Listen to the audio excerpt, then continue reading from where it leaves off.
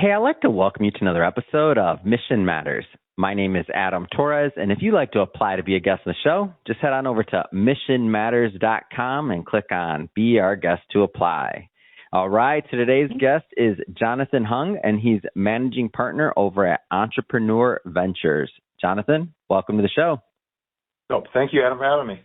All right, Jonathan. So, hey, we got a hot topic today. So we're going to talk about angel investing, how to become an angel investor, what it takes, how to be successful, your background as well in investing and otherwise. So we got a lot to talk about. And just to get us kicked off here, we'll start this episode the way that we start them with our Mission Matters Minute. So, Jonathan, at Mission Matters, our aim and our goal is to amplify stories for entrepreneurs, executives, and experts. So that's what we do. Jonathan, what mission matters to you?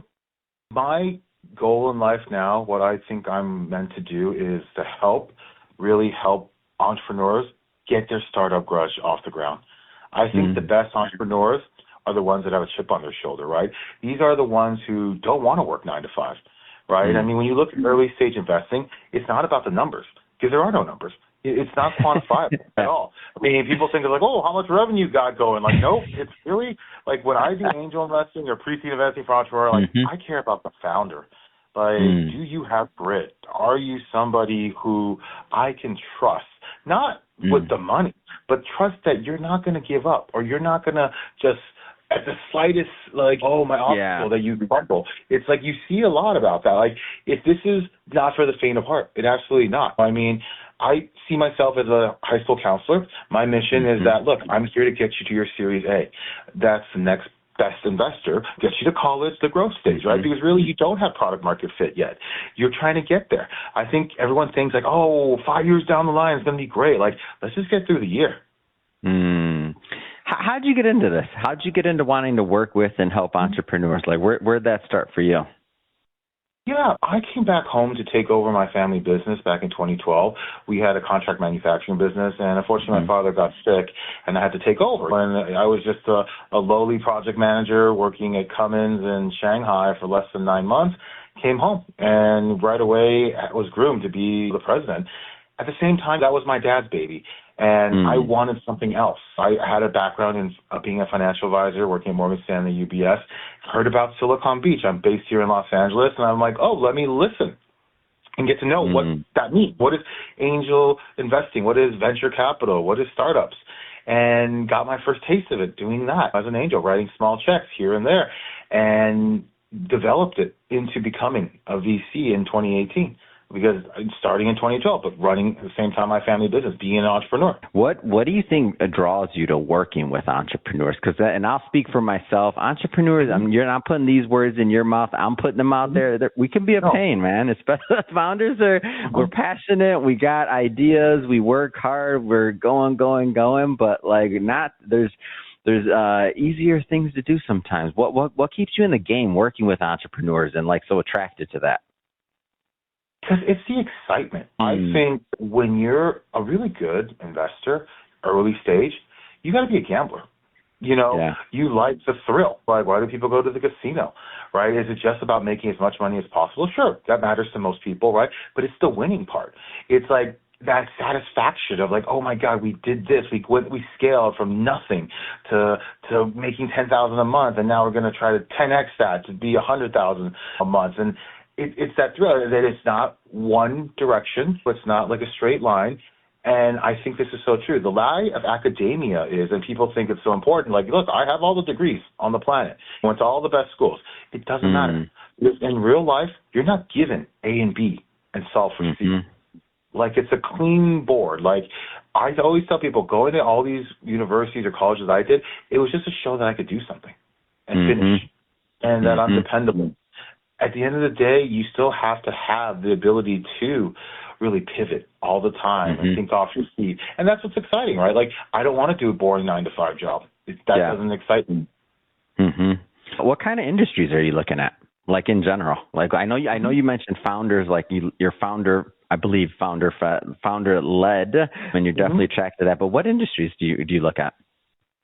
Just from my background, look, I'm not going to lie and say, oh, I know everything about AI. I need to get better at it, right? But I really feel, and I don't like people who say they're generalists because you can't be great at everything in the beginning. So what I really consider my core is that I'm a good understanding of consumer tech and then CPG and then a little bit into enterprise tech, right? And SaaS businesses, right? It's a totally different business model when you're trying to sell just a pure product versus like you're trying to have great SDRs selling a product that has an average order value of 30,000 to a big enterprise company, right?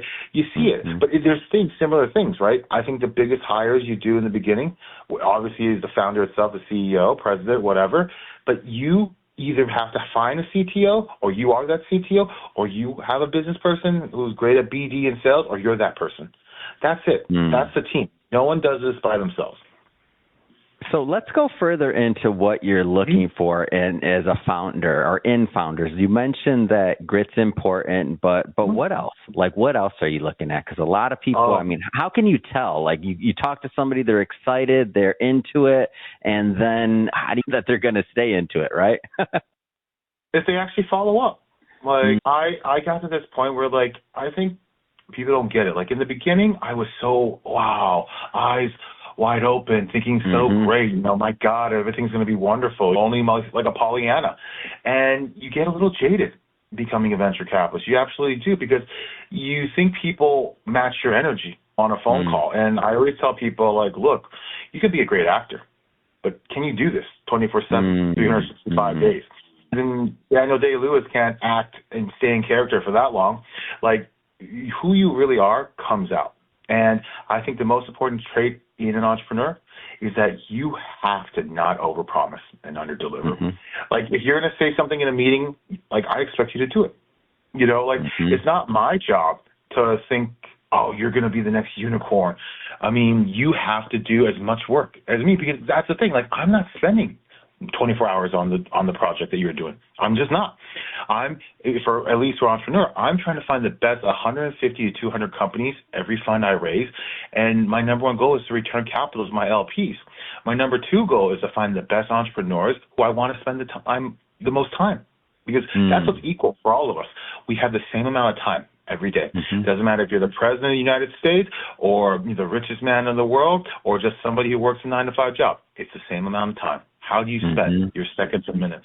So if you lie to me but you can't follow through, then how do you actually think you're going to be that exited founder? Yeah. Just shifting focus slightly here, the partnership with Entrepreneur Media, how'd that come about?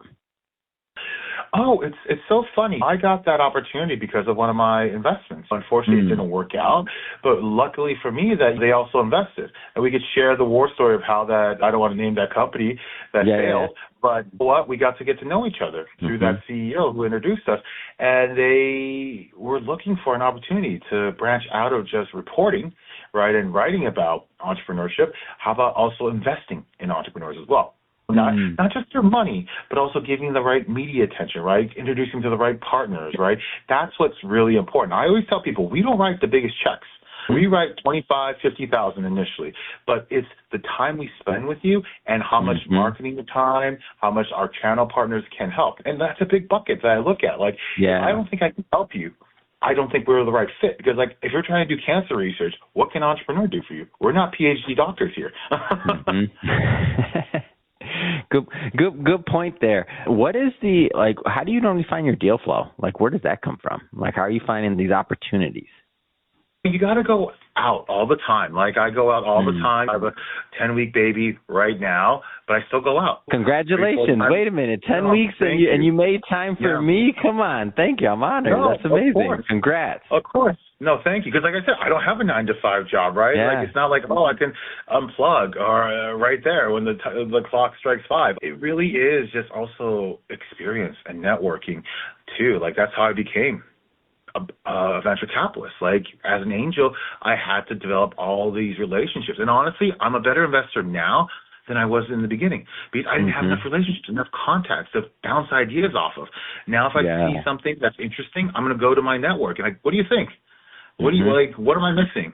And then that's the best way of doing it. And also, like, I've been an investor since 2012. Like, I've lost a lot of money. I've made a lot of money. You have to make multiple bets. I think the biggest facade some people do when they're doing crowdfunding or raising money is like, oh my God, we're going to find that like all our companies are going to be successful. Like that better, to an LP or an angel investor, you better have the ability to accept loss. We are not hitting like batting 800 here or hitting 90% on the mark, right? This isn't like 3 sigmas we're doing here in terms of confidence. It is very rare that somebody has such a, like batting 300, if we had to use that baseball analogy. It's hard in early stage investing. So you have to accept that you have to take multiple shots on goal, that you have to have enough bullets to fire at the target, and be able to identify companies that you can at any given moment in that time period, right? Because it might be a great idea, but it might not be the right time. Like I always tell people, like without the iPhone, do you think Uber or DoorDash will be as popular as they are? Yeah, right. You have to have the right timing is everything. You mentioned something earlier, and I want to go a little bit further into that. And also, the reason I asked you this question, too, is because there will be some entrepreneurs that are listening to this that are thinking about, like, how they should be looking at, or should they accept money from an angel investor, and what that looks like. So the question is, you mentioned channel partners and support. Like, go further into that concept and why, when somebody does choose to accept money from a VC or an angel investor, or either, that can be so important. Like, why is that important? Because, like, I see this fun as dating. Like, would you get married to somebody after the first date? Like, you got to get to know somebody really well, right? I mean, not all money is good money. I learned that through one of my professors at business school, and it's absolutely true.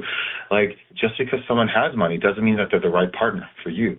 So times are tough. Like, I always have this joke where, like, if I ever was to write an autobiography or something about venture capital, like, I would title it In Case of Emergency. That would be the title of my book. Because it's like, you think about it, you go into a doctor, right? Who's your emergency contact? Who's your ride or die person to help you? I've had my dad. You're like, John, hey, John, we're in this together, man. You wrote us a check. I need your help. I'm looking for ABCXYZ. What can you do? Yeah, exactly. Like, that's the kind of person you want in the beginning, right? Like, hey, late stage, totally different, all right? You're not going to get, like, Mark Andreessen on the call every day. I mean, like, it ain't going to happen. But initially with me... Hey, Mark, by the way, I need you to send the... No, go ahead. Right? Yeah, right. I mean, it's just funny. I mean, because, like, that's like we've given you money to figure it out. When I do early stage here, it's like, no, it's a true partnership. It is a marriage. It's going to last a long time. Like, the funny thing I think about is, like, some of my investments, it takes 10, 15 years, the very minimum, to see success. Like, if you think, like, my biggest not regret, but I think, like, the biggest thing that got me when I became an angel investor is, like, my first investment ever, we exited in 10 months. That's like Hold on. So you must. I've never heard that. I've never heard that story. So you were feeling real good on yourself on that one, right? Yeah, that's like, amazing. Easy, right? And then and it's just like people get shocked by that. That, like, what, when people talk about the Midas list or talk about how great they are at a venture as a VC, like, it's because of 1 or 2 companies. You're like one for one. I'm done. One and done. Yeah. I'm done. This is too easy. Yeah, right. That's all you need. I mean, like, you actually think you're going to spend the same amount of time with each of your portfolio companies after a certain amount of time? There's no way. There's no and people like to challenge me, like, well, how are you going to, like, take care of all those companies? You're investing 150 to 200 in each batch of each fund. And I'm like, well, it's called natural selection. For whatever reason, 18 to 24 months from now, 80% of these companies will not make it. They just will not make it for whatever reason. And I will be spending the time on the 20% that do. And that's what I'm going to identify. Because I tell my LPs, I'm here to help us have better data to invest again.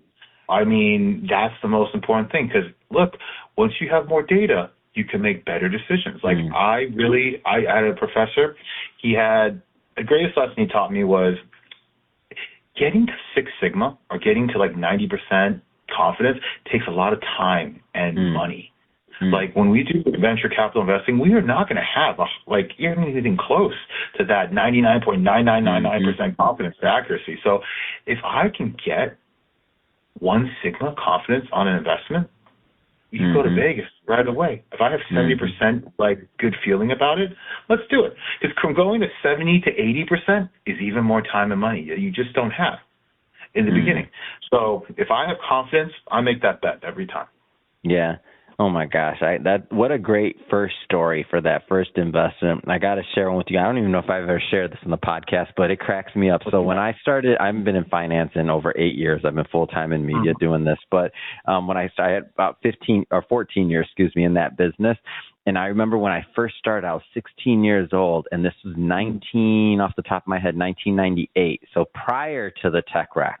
And my introduction to just a little 16-year-old, right, a kid, to the stock market was, think about that bubble that was building right there. Oh, the stock market is easy. You just invest in anything that has .com at the end of it, and it goes up. Like, as a young 16-year-old, that's obviously I wasn't handling clients' money. I wasn't licensed. I was working in the IRA department. Doing something that was legal. You can't invest for clients at that age. But my little 16-year-old mind was like, oh, stock market's easy. I don't know what they're talking about. That was my perception of like finance in the beginning. You just invest in anything that has .com after it and it goes up and you make money. Stock market's easy.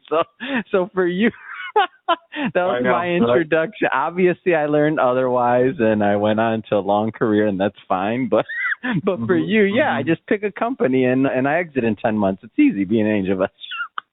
That's great. It was great. And venture capital, too. Not even like a publicly traded company, right? Something. I know. That's ridiculous. That's an amazing story, though. It's great. Yeah. It's like the golf shot that you get that one good golf shot, and then you got to keep going because you did that one good hole. And it's because I didn't want short-term capital gains. I reinvested that money right away. And that company I invested in, to this day, it's doing well, but it still hasn't exited. 12 years later or 11 years later. Yeah. They're still doing good. They're still alive. Man, no, I'm glad about that piece for sure. That's awesome. Let's talk to the maybe potential or future angel investors for a moment or two out there that are listening. For people that are listening that maybe they're thinking about going down that route, what kind of things would you tell them? Now, benefit of hindsight. What kind of like advice? Get on the high horse for a moment or two. Yeah. I was actually talking to a 29-year-old kid yesterday, and I say he's a kid because I'm 41 now, but like that's when I started. I was around 28, 29 when I got into angel investing. And I said, don't be a psycho like me. All right. Like, I'm a psycho because like I did so many deals. Like, do as I say, not as I do. Okay. Go ahead. Because I would say like, even to this day, I'm like 80, 90%, not in the beginning. Right. But I gradually, I got to the point and I'm like, look, do not invest what you can't lose. Definitely, right? Because this is going to be locked up for a very long time. So I tell angel investors, like, look, you think like we're going to exit right away? It's going to take a while. And so please don't like bet too much money. And at the same time, please don't just write $1,000 check and think you're going to be a millionaire. Like temper expectations a little bit, right? Like to me, I tell people it's not the first check that makes money. It's the follow-on capital. Because if you look, like the difference in most funds and my fund is this. I don't have any follow-on capital. When I say I'm going to invest the entire $5 to $10 million that I raise, it's done. First check. That's it. Like, and then the benefit, what I do for my LPs or angel investors that are in my network, then you write the next check. But not on all the 100% companies I invest in, on the 20% that survived. That's it. Because it's better data. Now you can make a better bet because you have more information. Like, this is the only game where insider information is okay. Yeah. I'm not going to jail if I know the CEO intimately, what's going on with the sales, what's going on with his hiring, all that. It's totally perfectly legal because it's privately held. Like, that's what you do, right? If you had that opportunity in the public markets, you take it, but you go to jail. In this, it's like, it's totally fine. And so as an angel investor, I tell people, do not bet everything at once, right? Like, save enough bullets for later because that's what's going to make up for all the losses you had in the beginning. That's it. Yeah. Well, Jonathan, this has been a lot of fun getting to know you, getting to know about the early days and where you're at now. If somebody's listening to this and they want to connect or follow up or continue the conversation, like, how do people follow you? Yeah, please. LinkedIn is a great source, right? Just put my name in there and connect and just say something, right? Please don't just like add me and then you think I'm going to accept you. I got like over 500 people I haven't added, all right? I got to like, you got to tell me something, all right? Like, I don't know. You might be a bot. Like, I'm not here for clout. I'm here to have like, because I tell people like, why am I connected? Because of this reason. It could be one little story, one little thing. Also, you could go to our website, entrepreneur.vc. I had to pay a good amount of money for that domain. Oh, yeah, you did. Yeah. Yeah, thank God Entrepreneur paid me back. That's a great source there to pitch us ideas. And also I have my own personal website, jonathanhung.com. So when that GoDaddy message came up, I'm like, I probably should buy my own domain. Yeah, agreed. Fantastic. And for everybody listening, just so you know, we'll put the links in the show notes so you can just click on them and head right on over. And speaking of the audience, if this is your first time with Mission Matters and you haven't hit the subscribe or follow button yet, I highly encourage you hit that button because this is a daily show. Each and every day we're bringing you new content, new stories, new entrepreneurs, and hopefully new inspiration that can help you along the way in your journey as well. So again, hit that subscribe or follow button and you will get the notification tomorrow because you will get a new episode. And Jonathan, again, thank you so much for making some time for us. And again, congrats so much on the 10-month-old baby over there. So congrats, man. I'm really, really happy for you. Thank you so much, Adam. It was a pleasure. I'm glad we did this. Thank you.